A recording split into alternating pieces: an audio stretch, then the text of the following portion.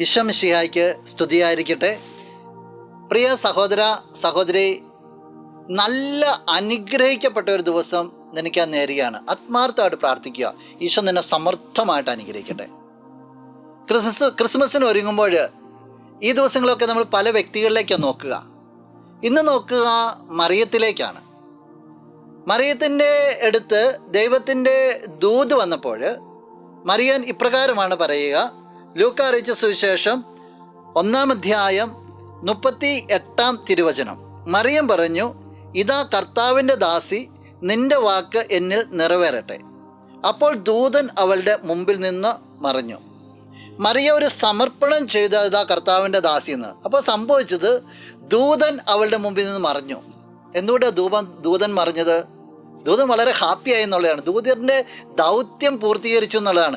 ദൈവം എന്ത് നിർദ്ദേശമാണോ കൊടുത്തുവിട്ടത് അത് മറിയത്തെ അറിയിച്ചു കഴിഞ്ഞപ്പോൾ മറിയം അതിനു വേണ്ടി പൂർണ്ണമായിട്ട് സമർപ്പിച്ചു കഴിഞ്ഞപ്പോൾ ഞാൻ സന്തോഷം അറിയിക്കാൻ വേണ്ടിയായിരിക്കും ദൂതൻ മറിഞ്ഞേക്കണേ.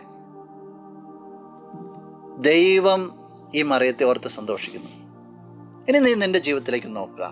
നിൻ്റെ അടുത്ത് ഇങ്ങനെ ദൂതൻ വന്നു ഇങ്ങനെയൊക്കെ പറഞ്ഞു. ആ ദൂതൻ എത്രത്തോളം സന്തോഷത്തോടു കൂടി തിരിച്ചു പോകും? സന്തോഷത്തോടു കൂടി അയക്കാൻ നിനക്ക് എങ്ങനെ സാധിക്കുക? ക്രിസ്മസ് അല്ലേ വരിക.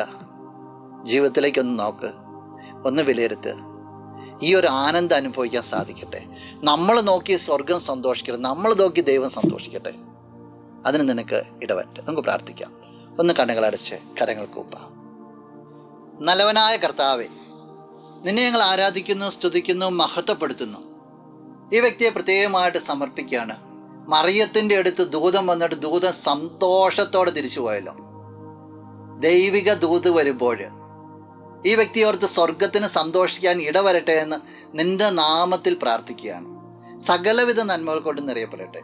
എല്ലാ തരത്തിലുള്ള തിന്മകളിൽ നിന്ന് ഈ വ്യക്തിക്ക് നിന്റെ നാമത്തിൽ സംരക്ഷണം ഉണ്ടാകട്ടെ, ഇപ്പോഴും എപ്പോഴും എന്നേക്കും. ആമേൻ. ആദിയിലും അന്ത്യനും നീ മാത്രമേ യേശുവേ. സ്തുതികൾക്കും പുകഴ്ചയ്ക്കും